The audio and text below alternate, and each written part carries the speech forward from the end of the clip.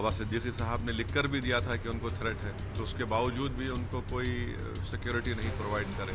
तो ये complete political failure है, लॉ एंड ऑर्डर का फेलियर है और ये बहुत बड़ी कॉन्स्पिरेसी है। एनसीपी अजीत गुट के नेता बाबा सिद्दीकी की हत्या से मुंबई ही नहीं देश का सियासी माहौल गर्मा गया है। विपक्ष ने सूबे की कानून व्यवस्था को लेकर सवाल उठाए हैं। सरेआम हुई इस हत्या से हर कोई सकते में है। वहीं इस मामले को लेकर सियासत भी गर्मा गई है। एआईएमआईएम प्रमुख असदुद्दीन ओवैसी ने भी सरकार को घेरा है और इस हत्याकांड को लेकर सवाल खड़े किए हैं। असदुद्दीन ओवैसी का कहना है कि सरकार अपने ही गुट के लोगों को नहीं बचा पा रही। ऐसे में ये सरासर सरकार की नाकामी है।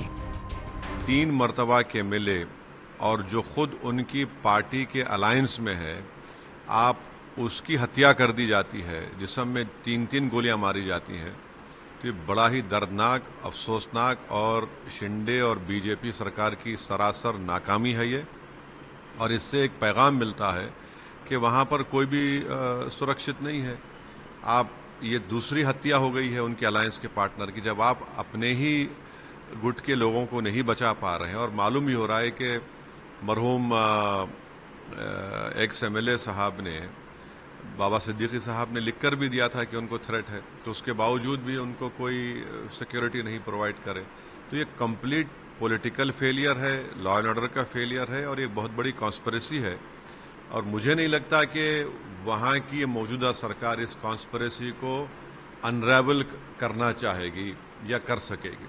सर, चुनाव होने हैं सूबे में, क्या उसके ताल्लुक से आपको कुछ दिख रहा है कि नहीं? इसको एक आदमी की तो जान चले गई, एक उनकी दोनों औलादें, उनका बाप, उनका बेटा और उनकी बेटी अपने वालिद से महरूम हो चुके हैं, वो यतीम हो गए हैं।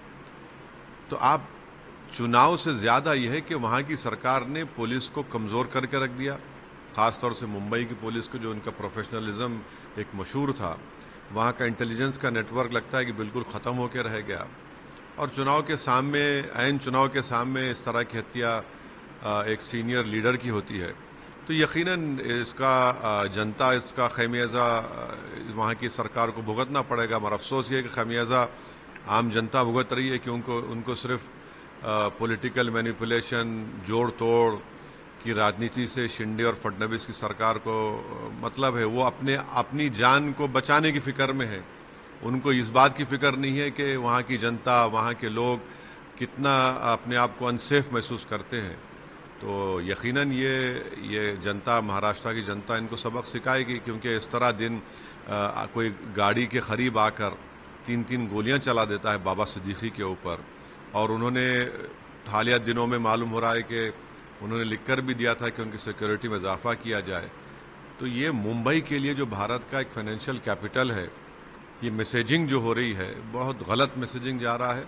और इसकी पूरी जिम्मेदारी मेरी नज़र में वहाँ की सरकार पर आयद होती है। और यकीनन ये आने वाले चुनाव में लॉ एंड ऑर्डर का मसला और इनका सेलेक्टिव कानून का इस्तेमाल या फिर आंखें बंद कर लेना उन लोगों के ख़िलाफ़ जो कानून अपने हाथ में लेते हैं, जो गाली देते हैं, जो हिंसा की बात करते हैं, जो धर्म संसद करके गा लेते हैं, कोई सरकार कोई काम ही नहीं कर रही, सिर्फ अपनी चमड़ी बचाने के लिए काम कर रहे हैं। तो यही हालात पैदा होने वाले हैं महाराष्ट्र में और इसका खमियाजा भुगतना पड़ेगा विधानसभा के चुनाव में। उधर कांग्रेस नेता इमरान प्रतापगढ़ी ने भी बाबा सिद्दीकी की हत्या पर गंभीर सवाल खड़े किए हैं। सर, ऐसे व्यक्ति की भी हत्या हो सकती है, बाबा सिद्दीकी जैसे व्यक्ति की हत्या हो सकती है, जो वेल कनेक्टेड है, जो हाई प्रोफाइल है, जिसको सुरक्षा है, जो सरकार में है, महाराष्ट्र सरकार का हिस्सा है। जो अगर वो व्यक्ति सुरक्षित नहीं है तो फिर मुंबई में, महाराष्ट्र में सुरक्षित कौन है?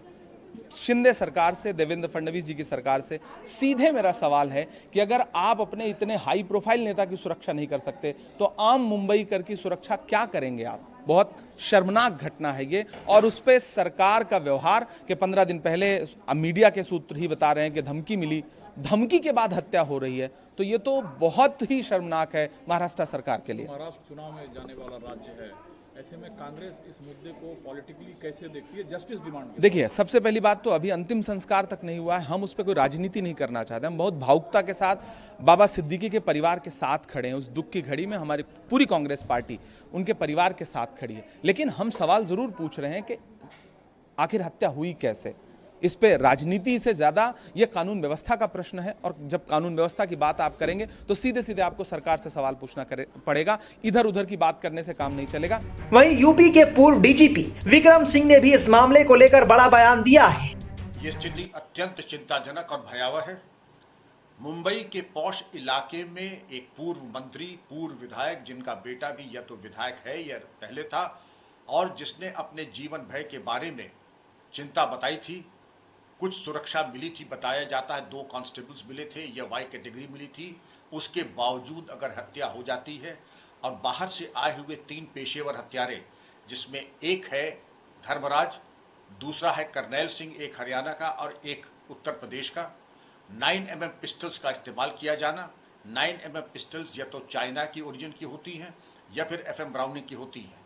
खतरनाक हथियार जो केवल पुलिस फोर्सेस वगैरह को दिया जाता है, और उसकी इतनी पावरफुल मार होती है कि कमर के नीचे भी लगे तो जिसको मारा जाएगा, अगर वाइटल पार्ट पे नहीं भी लगी तो रक्तस्राव यानी हेमरेज से भी उसकी मौत होने की संभावना रहती है। और मुंबई इस तरीके से बताने के बाद अगर हो तो चिंता का विषय तो है ही, और पुलिस को अपनी आंतरिक जो व्यवस्था है, गश्त गाड़ाबंदी और पेट्रोलिंग की, उसको और उच्चीकृत करने की आवश्यकता है। और ये जो बताया जा रहा है कि इसमें लॉरेंस बिश्नोई का हाथ है, और लॉरेंस बिश्नोई के बारे में ये कहा जाता है कि उसके 3 गुर्गे अमेरिका से ऑपरेट कर रहे हैं। गोल्डी बरार, अनमोल बिश्नोई जो कि उसका भाई है, और एक नाम और है मैं आपको बताता हूं जो कि अमेरिका से उसको संचालित कर रहे हैं। और अगर खुलेआम NIA ने अपनी चार्जशीट में इस गैंग के खिलाफ ये लिखा है कि लॉरेंस बिश्नोई गुजरात में है और उसके 700 शूटर हैं। मैं बताना चाहूँगा इसके पहले दाऊद इब्राहिम का गिरोह ऐसे ही चलता था, और उसने जिस प्रकार गुलशन कुमार की मुंबई में ही दिन दहाड़े हत्या की थी, अबू सेलम ने, कुछ हमें वही परिदृश्य सामने आ रहा है।